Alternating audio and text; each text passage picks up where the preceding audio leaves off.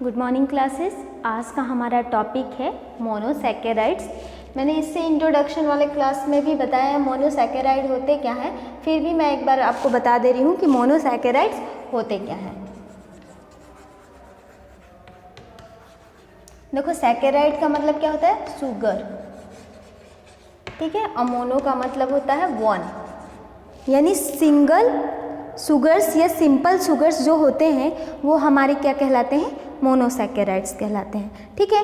अगर मोनोसैकेराइड्स को हम वाटर के साथ हाइड्रोलिसिस करवाएंगे तो वो क्या होते हैं? आसानी से नहीं टूटते हैं, रिएक्ट करते हैं मगर टूटते नहीं हैं। क्यों? क्योंकि ये मोनोमर्स होते हैं ना, ऑलरेडी ये क्या है? सिंपली फॉर्म में है।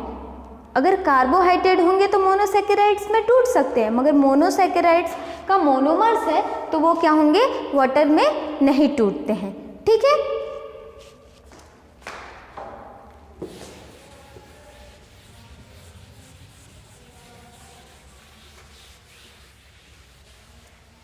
देखो, मोनोसैकेराइड्स ये बनाने के लिए हमारे दो क्या होते हैं? फंक्शनल ग्रुप पाए जाते हैं।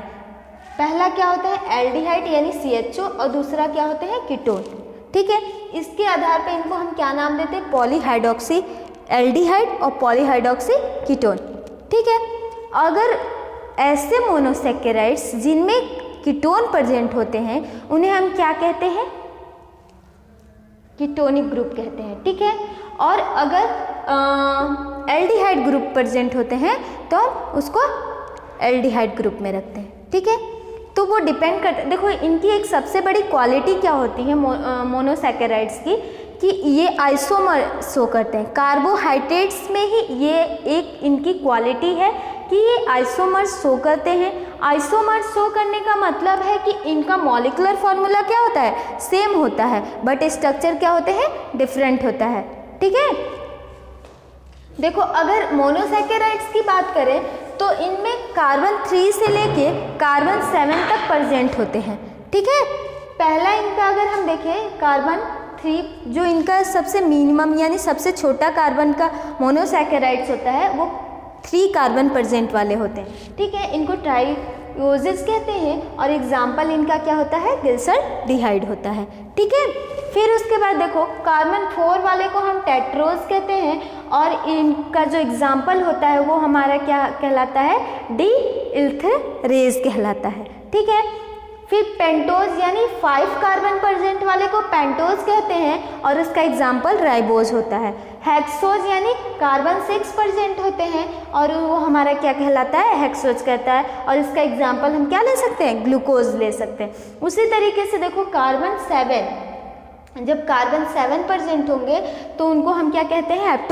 हेप्टोजेज कहते हैं और उसका एग्जाम्पल क्या होगा? सीडोहेप्टुलेज कहलाता है, ठीक है। देखो, सीडोहेप्टुलेज जो होता है वो कहाँ पाए जाते हैं? नेचर में पाए जाते हैं, ठीक है। नेचर में आसानी से आपको क्या होता है? प्रेजेंट होता है।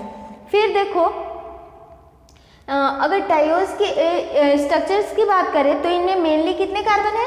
1, 2 और 3 यहाँ दिखाई दे रहा है। इस तरीके से कुछ इनका स्ट्रक्चर बन के कंप्लीट होता है, ठीक है।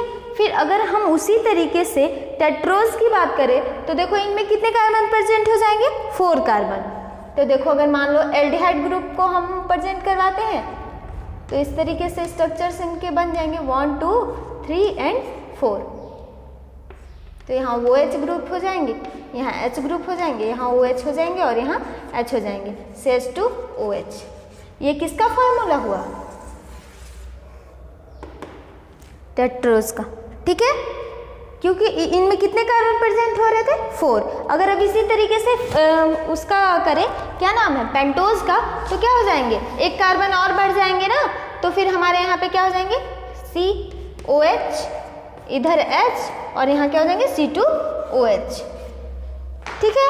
अगर अब इसी तरीके से हम ग्लूकोज की बात करें तो एक कार्बन और क्या हो जाएंगे? बढ़ जाएंगे और इस तरीके का कुछ स्ट्रक्चर्स आपको देखने को मिलेगा 1, 2, 3, 4, 5 एंड 6।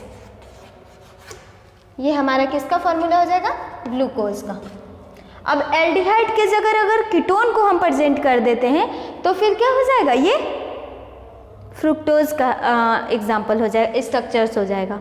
ठीक है, मेनली देखो आप नाउ क्वेश्चन क्या पूछता है कि सबसे मिनिमम कार्बन प्रेजेंट होने वाले, सबसे मिनिमम कार्बन प्रेजेंट होने वाले मोनोसैकेराइड कौन से होते हैं।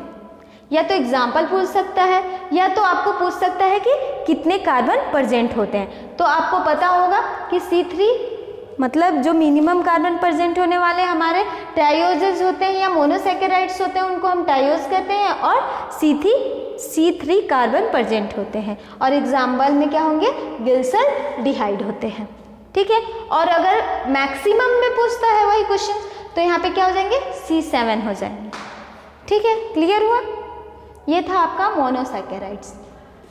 देखो हम मोनोसैकेराइड्स की बात करें तो इसमें दो फॉर्म बनते हैं। दो फॉर्म मतलब जो ये सारे स्ट्रक्चर्स बन रहे थे ना, वो सारे स्ट्रक्चर्स एक ओपन चेन का फॉर्मेशन करते हैं, जिनमें आसानी से आप क्या करते हो, स्ट्रक्चर बना लेते हो। और एक क्या होते हैं, चैन यानी रिंग का फॉर्मेशन करते हैं। देखो पहला क्या होता है हमारा, चैन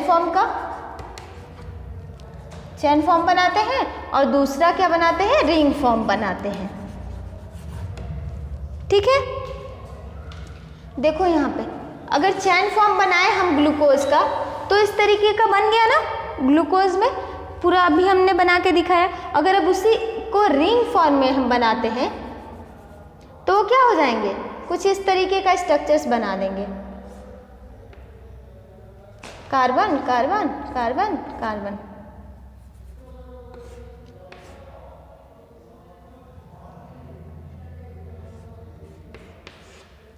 1 2 3 1 2 3 4 5, ये आपके 6। समझ में आया। अब इनके साथ आप क्या करोगे, OH जोड़ दोगे। 4 आपको बनाना है तो इधर H जोड़ दोगे, यहाँ OH जोड़ दोगे, फिर यहाँ H जोड़ दोगे, फिर यहाँ जोड़। इस तरीके का इनका क्या हो जाता है, रिंग का फॉर्मेशन हो जाता है। ठीक है, ये हमारा क्या हुआ, ग्लूकोज के रिंग का फॉर्मेशन हो गया। समझ में आया। तो ये दो फॉर्म का फॉर्मेशन करता है। अब नेक्स्ट क्लास में ओलिगोसैकेराइड्स पे डिस्कशन होगा। आपको क्लियर हुआ मोनोसैकेराइड्स। ठीक है, थैंक यू क्लासेस।